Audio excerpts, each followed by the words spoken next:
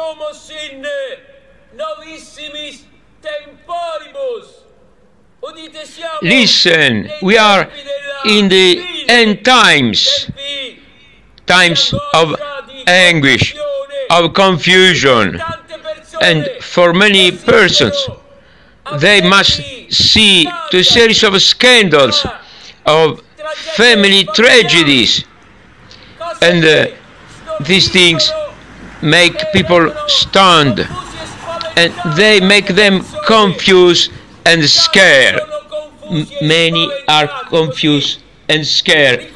So one reads in one of the prophecies of Marcello Zichelchai, prophet of this land, who had a great amount of marginalization, but who brought in the church through prophecies.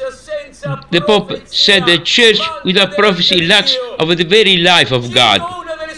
I quote one of his prophecies, the first one, addressed to the church, to Rome, and particularly a passage in which the Lord, not a man, he had this prophecy in a time of penitence.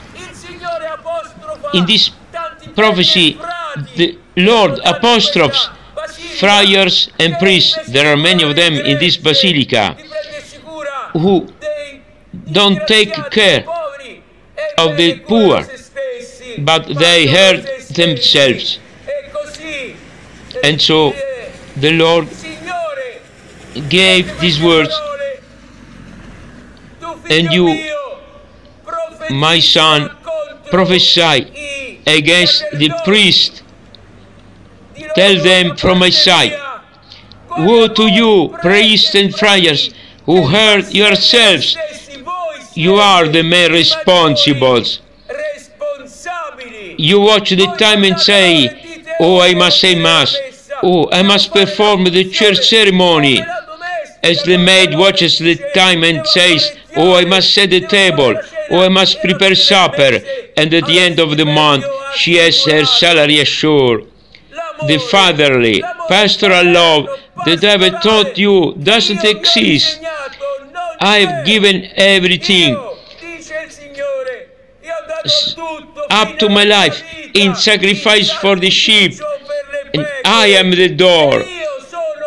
He who doesn't enter through this door is a thief and a false shepherd. The true shepherd goes and seeks for the lost sheep, the one that has gone astray, takes care of the wounded and the sick one, helps and strengthens the weak, encourages the frightened. But you don't put in practice my justice. You don't treat correctly and firmly my word. You say that there is peace where peace doesn't exist. You say that there is justice where justice doesn't exist. You say that there is love where love doesn't exist. You say that there is forgiveness where forgiveness doesn't exist. So says the Lord. And you, my son, prophesy once more against the priests, because they fall asleep on the altars where everything has been reduced to a formal and exterior worship. They don't teach my law, and people go wrong for the lack of knowledge. Once they have finished what they believe their pastoral duty, they say in their hearts, the Master is coming late. And they also began to enjoy, to eat, to drink, to make love, to sleep, to buy and sell and argue.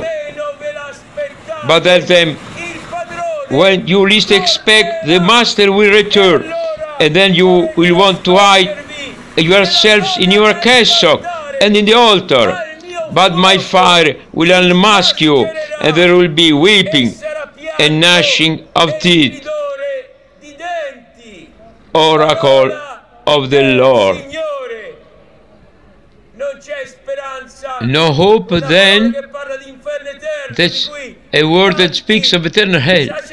So many priests and friars don't want to listen, talk about hell. They don't want to talk about it. There is a hell, but there is also a hope, because Jesus said this church will never succumb, and at the end of this prophecy there is a vibrant appeal of the bridegroom to his bride.